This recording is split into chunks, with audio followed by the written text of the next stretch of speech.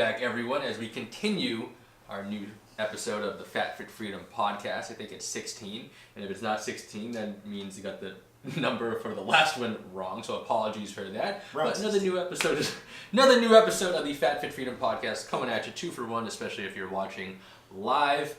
And just to continue off of where we were last time, I know Brandon and I talked a little bit. Brandon was suggesting to me we could do a couple more challenges outside of the fast, and so I want to start off with that so we don't forget. Yes. With what the challenges Brandon was going to do and what we're going to lay out, and if anyone wants to do it with us, feel free. Yes. So what I propose to you is that not only do we try our 72-hour fast again in November, right, but also, in addition to our fast, we put on a vegan challenge. Okay. It's going to be full vegan, and it's going to be after Thanksgiving. Oh, thank God. After Thanksgiving. Thank God. Full vegan. Okay. You and I. That can work. Couple weeks. And there'll be a little few minor details in addition to the vegan challenge, but I think this will be a great experiment to go along, and then also incorporate our fun-loving friend, trainer, Brett Franciosi, who is a full-fledged vegan. I mean, how would that be including him though? If he's already just in one of them to make us better during the challenge. You know what I'm saying? So he's got the recipes, the guides, the things. Brett better be careful because we'll mess around and be more of a vegan than he is. So I want to do that to the kid. I want to do that to the guy, and I'm just messing with you, Brett. The biggest vegan. Yeah. Coming at you. Okay, so 3-day fast at some point in fast. November. Yes. Can work with that. Yep. How long for the vegan? The vegan challenge? will be a little bit of December, and then what we're going to do is flip up off the vegan into a less aggressive full-on meat diet. What do you mean by less aggressive? Less aggressive in terms of like incorporating meat back into our diet as we get off of the vegan challenge. Yeah. Okay. I mean, I'm cool with that. So like a week of vegan? No, it's going to be 2 weeks vegan. 2 weeks. Yep, 2 weeks I can work with. 2 weeks. 2 weeks Yep. can totally do, especially in December. So I can already think of this because I know certain dates in my head. Either the 2nd or 3rd week of November. Yep. Would work for me doing that. Awesome. I can't. Yeah. And then in terms of December, if we're doing 2 weeks, for me it would have to be the 2 weeks in between. Because the 7th or 8th, it would have to be from like the between the 10th and the 14th, and the 24th, like literally like right smack in the middle. That's would perfect. be the only 2 weeks I could do. That would be it. Right before Christmas, and then the fast, the 72-hour fast, will be pre-Thanksgiving. Yeah. As well. Yeah. So that's what I was saying. Like between like that gap. Yep. We can do the 72-hour fast again. Got it. Then we do that vegan one. Yeah, because that's tough. Like eating any type of way like that, and then especially around the holidays, especially if you have family that doesn't eat like that. Yeah. It's the absolute worst. Quick little story before we get into what we're really going to talk about in this podcast, and this is I think it's now 6 years ago. How old am I? 28. 7 years ago now. A friend challenged me to go vegetarian for a month. And I was like, all right, yeah, I can do that. This dummy in me did it right at Thanksgiving, a couple weeks before Thanksgiving. So it would have to go through Thanksgiving. And anyone that knows me, like I'm super like hardcore all in when I do something like that. And so it had given me the option, and it was like, you can eat with your family. Like no, I'm gonna do that. Wow. I'm gonna do this for real. What was I'm gonna do this for real. You missed out on the most. It was just it's not so much that I missed out on the food, because I could still eat the pumpkin pie that was made. That was made specifically because I was just vegetarian. Because sometimes the ingredients isn't vegetarian friendly. But this totally was. Now, what I will say is the shade I got from my sister, I will always remember. And I don't want to necessarily call it shade, because it's not like she was like saying anything mean to me, But the look that she gave me, because she didn't know until I showed up at Thanksgiving, right? Man. We were over her yeah, place. you can't do that. Like, she didn't know that until literally a few minutes before we were going to eat, that this wonderful Thanksgiving meal that she had cooked for the families. Oh, why you do that to her, man? I was not going to eat. Oh, can't do that to her. Oh. And I'll never forget the look that she gave me when I told her I was not going to eat this turkey. That's all that right. she spent all morning making. Can't do that to her, man.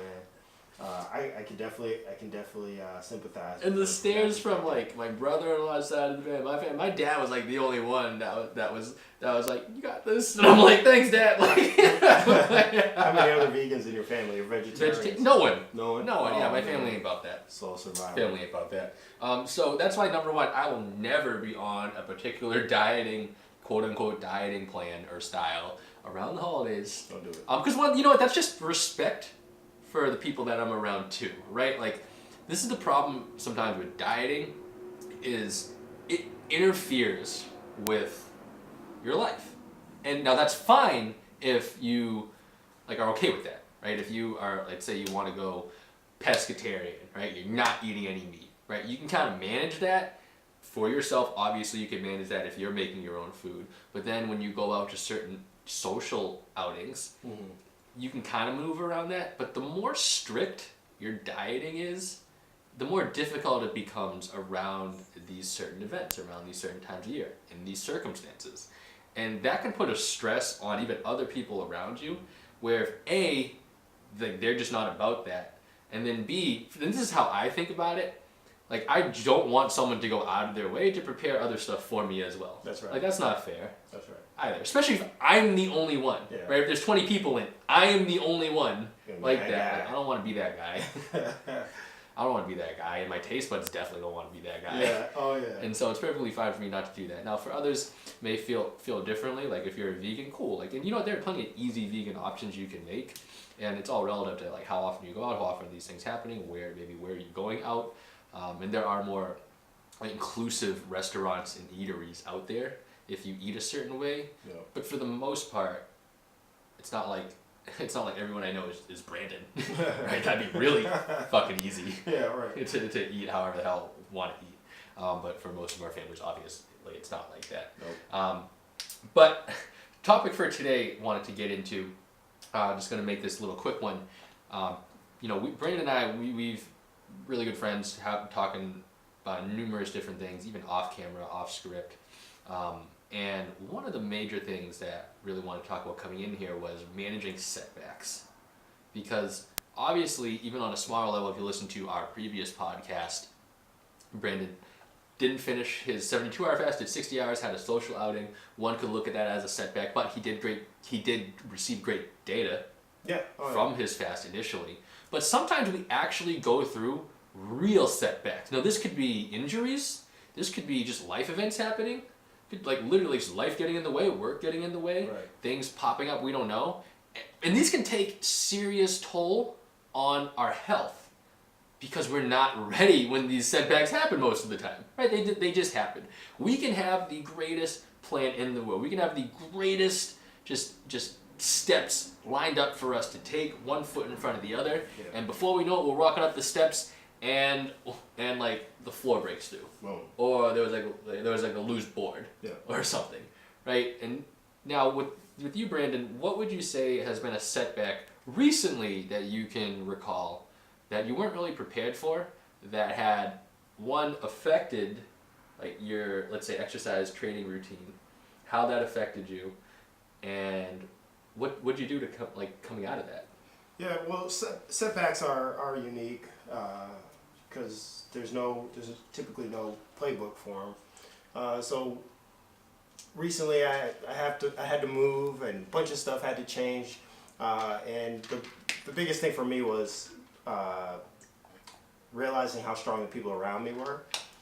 Typically, when you go through setbacks or hard times, you tend to focus on yourself.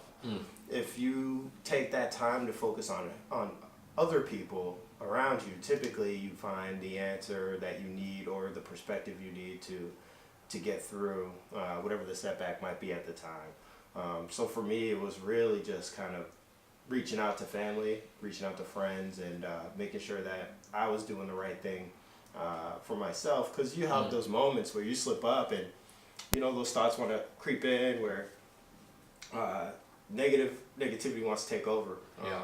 For sure. But if you're focused on other things that, including helping people or just being around people who might be in a different state of mind, I think that for me helps all the time. And so I don't want to say got through it, because I don't feel like there was like a thing to get through as much as there was like a way to call an audible and then figure out the right audible and execute. Definitely. So yeah, you know, we all have setbacks, and I think constantly developing different ways to maintain and manage yourself and your habits that are good through those setbacks are so important. No, for sure.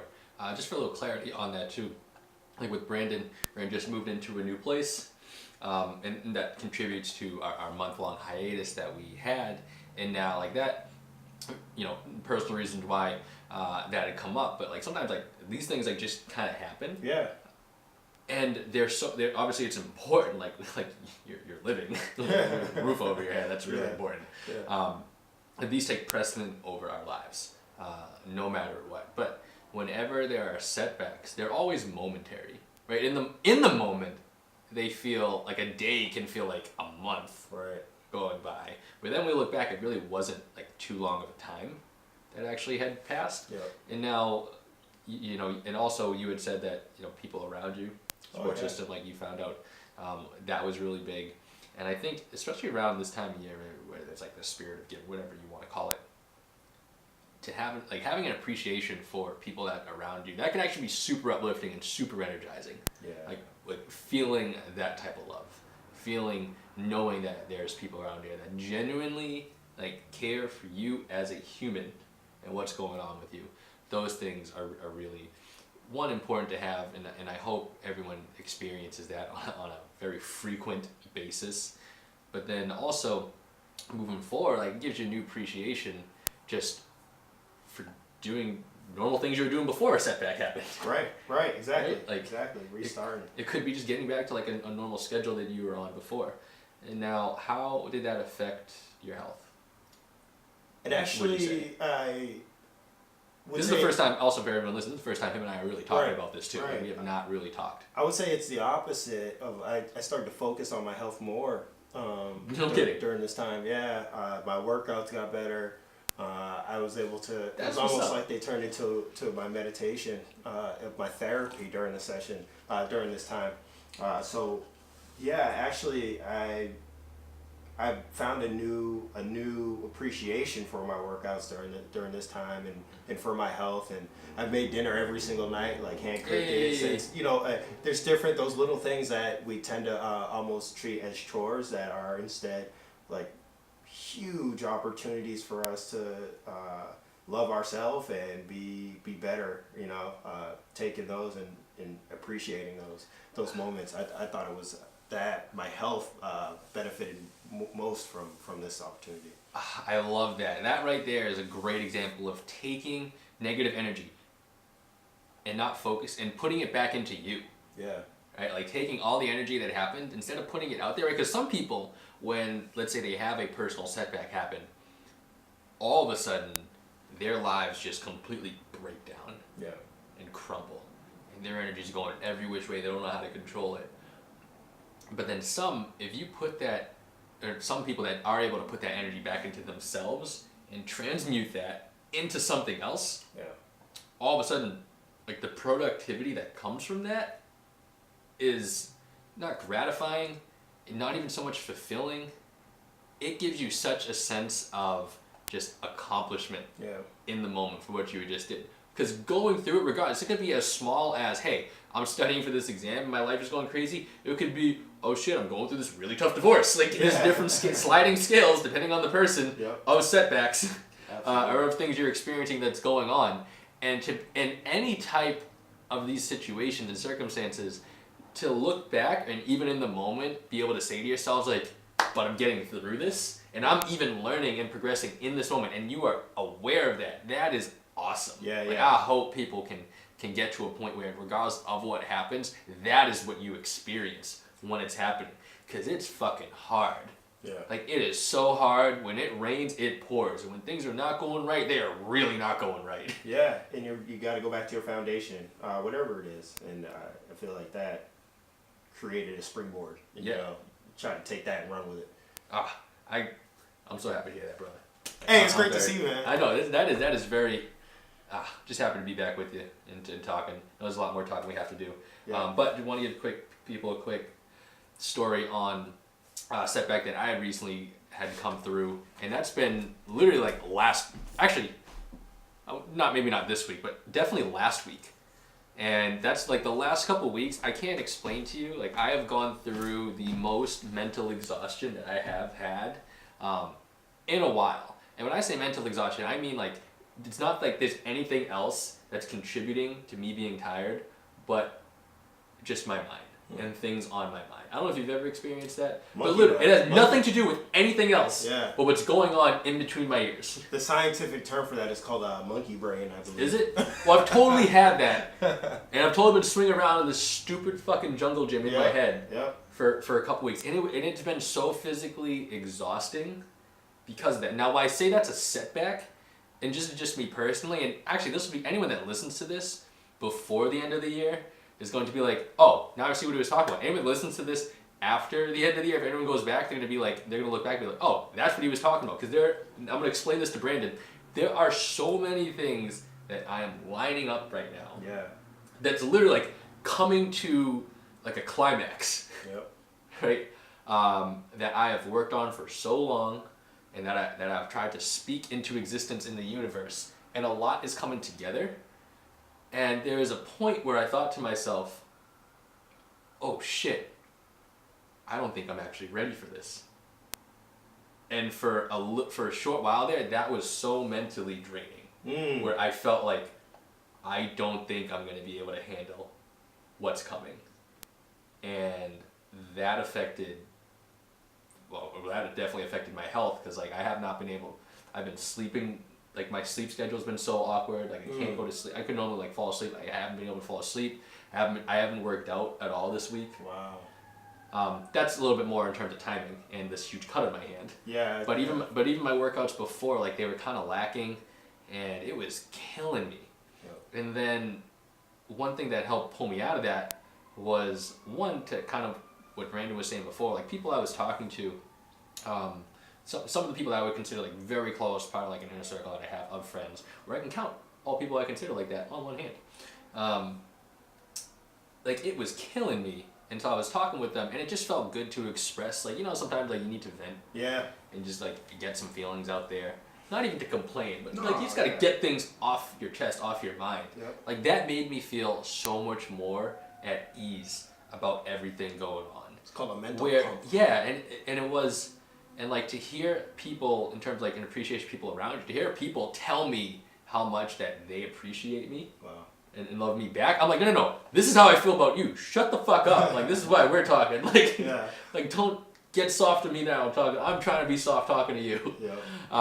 That made me feel great, and let me know, like, no, like, there's sometimes like we could blow up the smallest things and make it seem so much bigger in our minds. Yeah. And when we do that, we take away from the power that we have as individuals and what makes us great at whatever we are great at.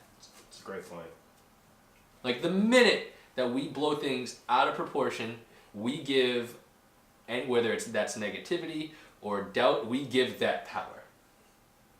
And we forget the power that we have to execute and to create whatever we want to create, to manifest whatever we want to manifest. That could be losing weight, could be our bodies. Like if you're losing weight and you hit a plateau and you just start focusing on that plateau and that failure, then you're never going to lose more weight. It will become you. Like if you're training and you're competing, and you know what, you've lost a wrestling match to the same guy like on your team and like sparring or practicing like 5 times in a row, you're never going to beat him if all you're thinking about is losing to him a 6th time. It's going to be a 7th time. Yeah. Like you can always begin anew, and that starts with you, And to what I was saying before, Brandon, that starts with the energy that you put back into yourself to put back out there. Because everything you experience is going to be an obstacle. That's right. And take it from someone that trains on obstacles for a living. Yeah, take it from an ninja. Literally. Each obstacle is really just an opportunity to find more about yourself and who you are and what you're made of. And that does it for this podcast. We just want to end there. And so I'm really excited. One, I'm excited to tell Brandon about some of the stuff I was talking about, being really cryptic about, but I can't say yet publicly, but very soon within the next month I can. Can't wait. And we'll look for our challenge, our goddamn vegan challenge and fasting challenge. The fasting challenge I'm okay with. The vegan one, I just love meat. I love vegans and I love eating vegan. I don't love being a vegan yet, let's say. Although I did plan on being one within the next few years. I did like convert more to the 80% vegan instead of the 20% vegan I am right now. Okay. If people don't know, like, I'm about plants. All about those plants. Photosynthesize. Like, yes. Yeah. We're going to show them some love. We're going to show them some love. We're going to show those plants some love, man. We'll talk to you guys soon. We'll be back again very, very shortly. Get these jump started again. And anything else, DM us, hit us up. Brandon, great to be back with you, brother. Yeah, good to see you, man. Let's do it. Sweet. Later, guys. Later. Rather do an aerobic exercising, you're an anaerobic exercising. Yeah. If you're not getting glycogen restorage, anaerobic type of exercising probably isn't the most ideal. Right, it would be tough. Which is why I asked